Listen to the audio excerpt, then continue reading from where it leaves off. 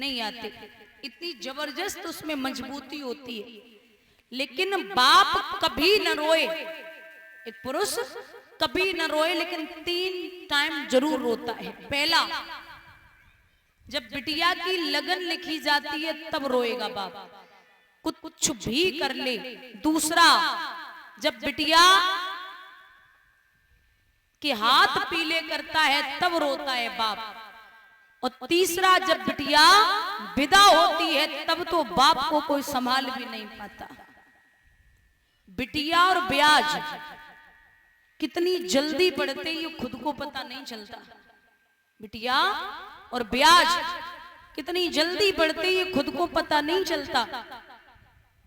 आप एक बात याद रखना कि बेटियां, विद्वानों ने लिखा है कि पढ़ाए जाते हैं बेटे, पढ़ जाती हैं बेटियां, लाड़ लड़ाए जाते हैं बेटे, लाड़ लड़ जाती हैं बेटियां, खिलाए जाते हैं बेटे, खिल जाती हैं बेटियां, और उड़ाए जाते हैं बेटे, कल्पना चावला जैसी उड़ जाती हैं बेटियां।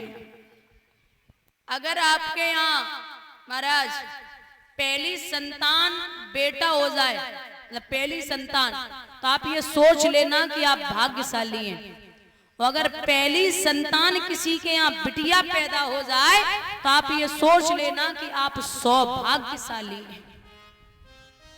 बेटा आन है तो बेटी सम्मान है, बेटा सुर है तो बेटी तान है, बेटा गंगा है तो बेटी धार है, बेटा दीपक है तो बेटी चिराग है, और बेटा एक कुल का नाम रोशन करता है तो बेटियां 2-2 कुलों को उतारती हैं। एक बाप से अगर बाप गरीब हो और लड़के वाले 10-20 लाख रुपए मांग ले तो पिता खुद के शरीर को गिरवी रखने की सामर्थ्य रखता है कि शरीर गिरवी रख दूंगा लेकिन बेटी को सब कुछ दूंगा। आप जीवन में किसी के यहाँ भी भोजन करने जाओ और भोजन अच्छा न बने तो आप कह सकते हो, लेकिन अगर कोई बाप अपनी बिटिया की शादी कर रहा है और वहां भोजन में थोड़ी भी गड़बड़ी हो जाए तो आप बीच में ना बोले, क्योंकि बाप उस दिन के लिए पूरे जीवन भर कमाता है। एक लड़का समझदार शादी करके आया तो लोगों ने पूछा कि दहेज में क्या मिला, तो वो लड़का जवाब देता है कि एक बाप ने अपने कलेजे का टुकड़ा दे दिया, एक माँ ने अपनी बिटिया दे दी, गुड़िया दे दी, एक भाई ने अपनी बहन दे दी, एक बहन ने अपनी हमजोली दे दी, गांव वालों ने अपना खिलौना दे दिया, और हमें दहेज में क्या चाहिए। और कितना कोई बाप करेगा।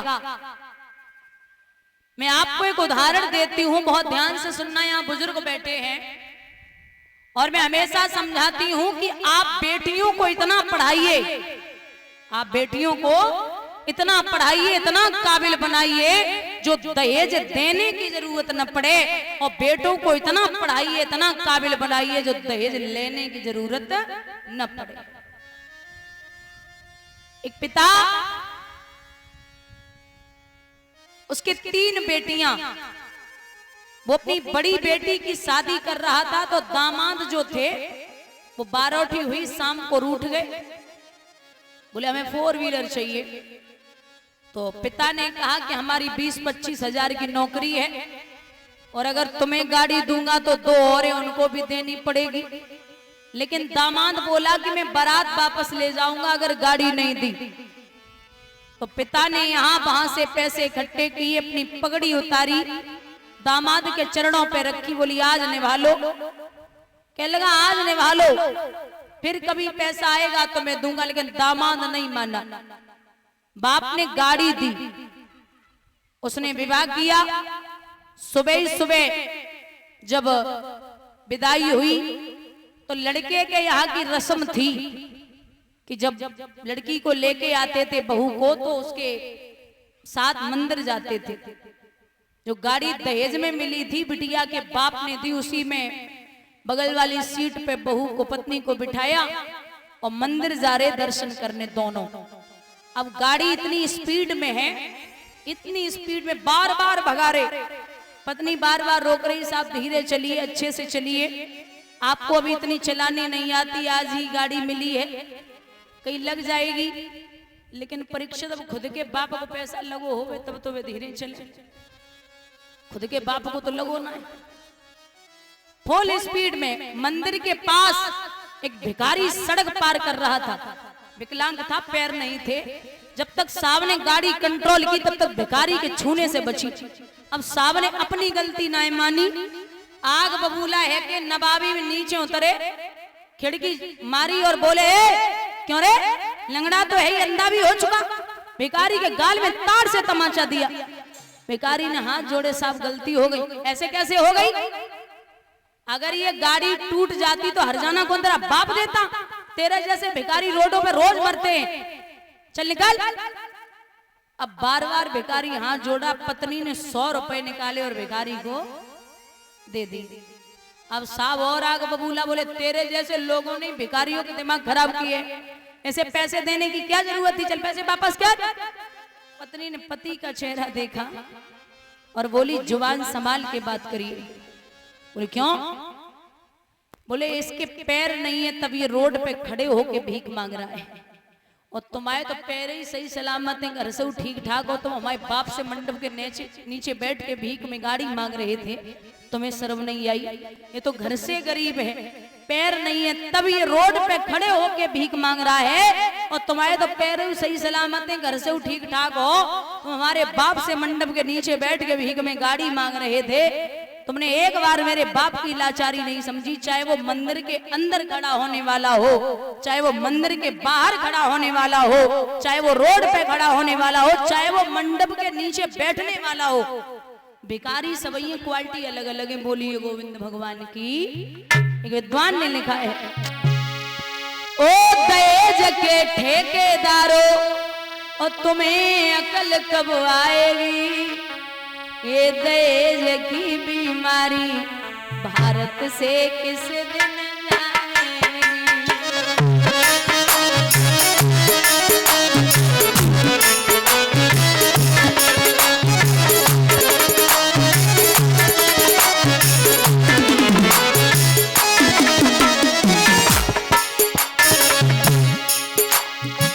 आज हजारों बहनों को आग लगाते देखा है, आज हजारों कन्याओं को जहर निगलते देखा है।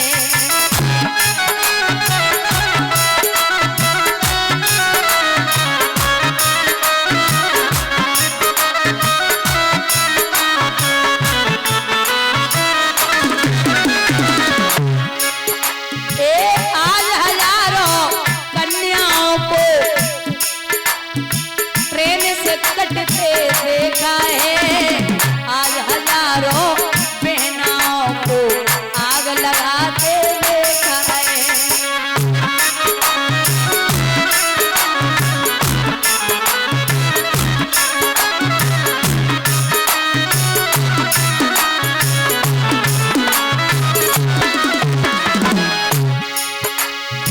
ये दहेज की मारामारी जाने किस दिन आएगी?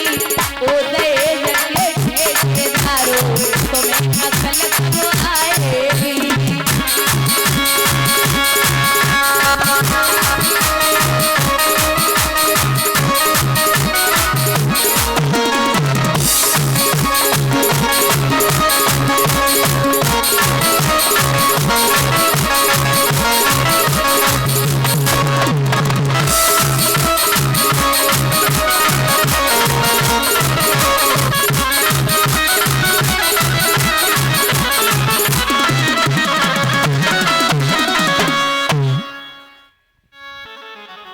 यहाँ जब विदा करा के लाई तो मैया ने जवाब दियो, पहलो पिछलो जन्म तो जैसे तैसे हमने काट लियो, अब हमारो बड़ो मन है महाराज महल बनवाओ। तो परीक्षित सोने के महल बाबा ने मैया के लिए बनवाए, और जब महल बनवाए तो उस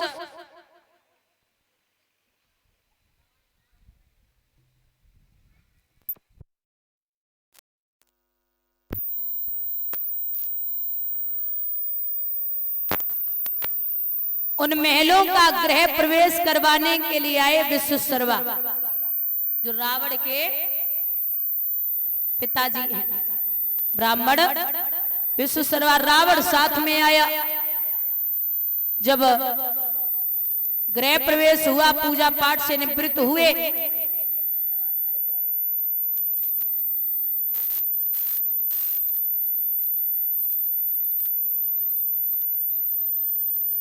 तो बोले अब दक्षिणा की बारी है, वो दक्षिणा में क्या चाहिए? तो रावण ने कहा कि महाराज ये सोने के महल बाबा के हमें बड़े बढ़िया लगे, आप ये सोने के महल इनसे मांग लो।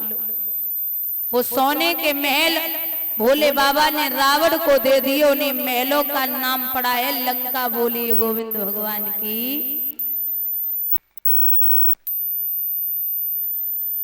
बाबा बोले हमारा तुम्हारा गुजारा कैलाश पर्वत पर ही होगा, इसलिए महलों की इच्छा न करो। धन धन भोलेनाथ तुम्हारे कौड़ी नहीं खजाने में, और 3 लोक बस्ती में बसाए दे आप बसे वीराने में। अच्छा एक बात बताइए दादा, लोग ये कहते हैं कि गांजा पी लो, भांग खा लो, पी लो, जो भी होता हो, शराब पी लो, तो ये कोई बहुत बड़ी बात है नहीं है। ये भोले बाबा ने भी खाई पी है। पहली बात तो आपने देखा नहीं होगा कि भोले बाबा ने खाई पी